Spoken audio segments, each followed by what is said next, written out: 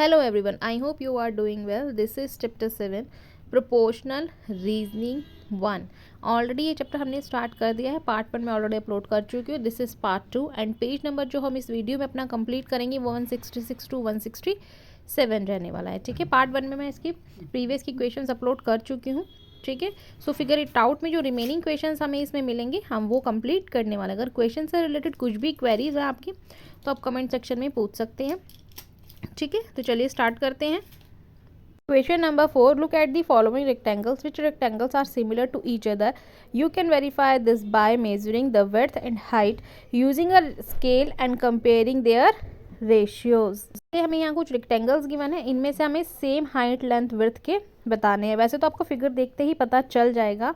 तो देखिए ए में ये बना हुआ है, B, A, C and D. जो सी वाला है वो बहुत बड़ा है, डी वाला उससे छोटा है। ठीक है, बी वाला और जो ए और ई वाला है ना वो दोनों सेम बने हुए हैं। ठीक है, आप ए और ई वाले को जब सिमिलर करके देखेंगे ना सेम, तो दोनों सेम बने हुए हैं। ठीक है, बाकी सी, बी, डी सेम नहीं है। ठीक है, सो आप यहाँ नीचे मैं मेंशन कर रही हूँ, आप लिखेंगे A and B E R same. ठीक है, नेक्स्ट क्वेश्चन देखते हैं। Question number 5.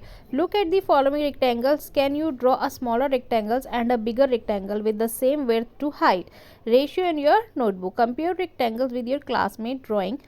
Are all of them the same? If with they are different from your, can you think you are wrong? They are wrong.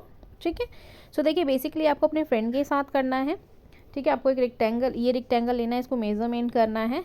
ठीक है, सो मैं आपको simple सा एक एग्जांपल बता देती हूँ कि किस टाइप से आप इसको मेज़र करेंगे और कैसे इसको सॉल्व करेंगे। ठीक है, बहुत सिंपल सा, आपको इसकी विड्थ लेनी है और हाइट लेनी है। ठीक है, हाइट विड्थ लेके और उसको बताना है। ठीक है, तो चलिए देखते हैं। यहाँ पर हमने ले लिया एग्जांपल। सो गिवन पार्ट में मैं लिख दूंगी रेक्टेंगल गिवन है ना। सो यहाँ पर लेंगे लेट 36 मिलीमीटर मैंने ले लिया, 36 विड्थ हो गई है। ठीक है, आप कुछ भी ले सकते हैं, नॉर्मल 36 से कम भी ले सकते हैं, 36 से ज़्यादा भी ले सकते हैं। तो हाइट इसकी 18 mm हो गई है। ठीक है, अब हमें इन दोनों को अपॉन में लिखना है, ratio is equal to width और हाइट। तो 36 को जब करेंगे 18 1 18, 18 2 36, तो 2:1 हमारे पास आ जाएगा।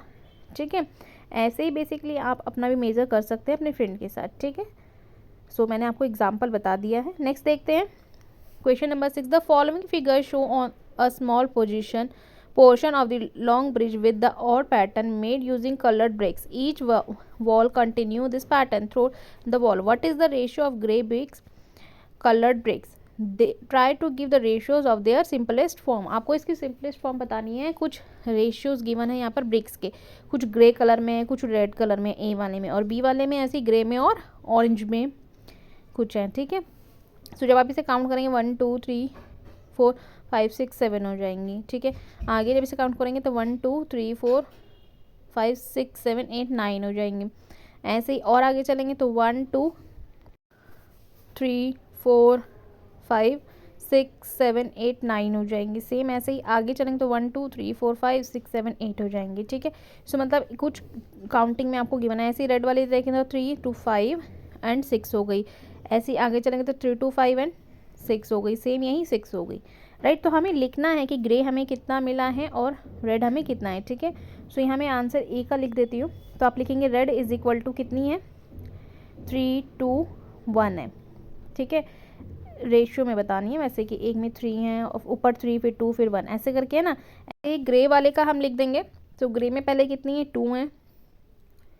ठीक है, फिर 3 है, 2 3 एंड 4, इस टाइप से हमारा चल रहा है 2 3 4। ठीक है, सो अब लिखेंगे, देखो रेशियो में हमने पहले ग्रे वाले का लिख दिया है 2 3 4 इज इक्वल टू 9 होता है।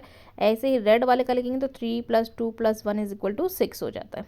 ठीक है, सो 9/6 हो गया। अब इसका रेशियो निकालेंगे तो 3 1 6 3 1 3 एंड 3 3 3 2 6 3 3 9, तो 3:2 यहाँ पर हमारा ए पार्ट का आ गया है। ठीक है, सो बी वाला देख लेते हैं, मैं हमें लिख देती हूँ पहले। हाँ, अब बी वाले पे चलते हैं। तो बी वाले में देखिए, बी वाले में कैसे ग्रे वाला है 1 2 3 4 5 6 7 8 9 10 11 12 13 14 15 हो रहे हैं ये। ठीक है। ऐसे ही बीच में देखेंगे तो 4 हैं, फिर ऐसे ही आगे चलेंगे तो फिर इसमें 4 हैं, फिर इसमें भी 4 है और इसमें भी 4 है। सो ऐसे ही ऑरेंज वाला जब आप काउंट करोगे तो उसको भी देख लेते हैं, ठीक है। 1 2 3 4 5 6 7 8 9 10 11 12 समथिंग कुछ हो रहे हैं ये, ठीक है। सो ये इस टाइप से हो रहे हैं। बी वाले का आंसर आप इस टाइप से लिख देंगे, grey is equal to 12, centre वाली हैं, ठीक है, जो सेंटर में है वो काउंट किए, सेंटर की 4, तो 12 + 4 16 हो गया। ऐसी ऑरेंज वाली करेंगे तो वो भी 12 है, तो 12:16 या 16:12 आप डिवाइड कर देंगे इसे, तो 2 8 ज़ा और 2 6 ज़ा, अगेन ये डिविजिबल है 2 से ही, है ना। तो इसे डिवाइड करेंगे तो 2 3 ज़ा 6, तो 2 4 ज़ा 8, तो 4:3 यहाँ पर आंसर हो गया। नेक्स्ट क्वेश्चन देखते हैं 7th।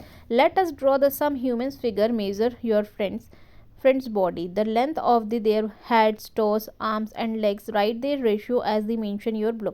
आपको अपने फ्रेंड्स के साथ करना है उसकी बॉडी का, तो जो टोर्सो है ना, वो टोर्सो में आपका लेग्स नहीं आता है, आपका धड़ वाला पार्ट आता है। मीन्स आपकी गर्दन नहीं होगी, आपके फेस वाला पार्ट नहीं होगा, आपके हैंड्स नहीं होंगे, आपके लेग्स नहीं होंगे, ठीक है। तो टोर्सो उसे बोला जाता है। तो यहाँ पर हेड टोर्सो गिवन है, तो आपको बेसिकली आपको मेज़र करना है और फिर उसका रेशियो फाइंड करना है। फॉर एग्जांपल मैं आपको बता देती हूँ यहाँ पर। सो लेट हेड ले लेते हैं हम, सो इज इक्वल टू 22, ठीक है, सेंटीमीटर। और टोर्सो लेते हैं तो वो ले लेते हैं 50 सेंटीमीटर, ठीक है। और नेक्स्ट ले लेते हैं आर्म्स आपके हो जाएंगी 60 सेंटीमीटर। नेक्स्ट लेग ले लेते हैं। सो लेग्स अगर हम माने तो चलो 80 लिख लेते हैं, 80 सेंटीमीटर, ठीक है। मैं सिर्फ जस्ट एग्जांपल के तौर पे आपको बता रही हूँ।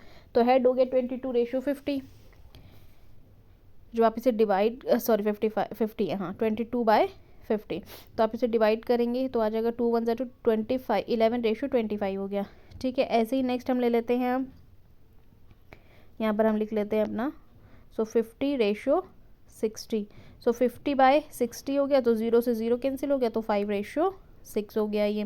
ऐसे ही नेक्स्ट वाला देख लेते हैं, तो 50:80 हो गया, ठीक है। सो 50/80, तो 0 से 0 कैंसिल, 5:8 यहाँ पर ये कंप्लीट हो गया है आंसर, ठीक है। सो क्वेश्चंस मैंने बहुत अच्छे से ब्रीफली आपको समझा दिए हैं, एक्सप्लेन भी बहुत अच्छे से किए हैं। सो आई होप आपको क्वेश्चंस बहुत अच्छे से समझ में आए होंगे। नाउ थैंक्स फॉर वॉचिंग, मिलते हैं नेक्स्ट वीडियो में, बाय, टेक केयर।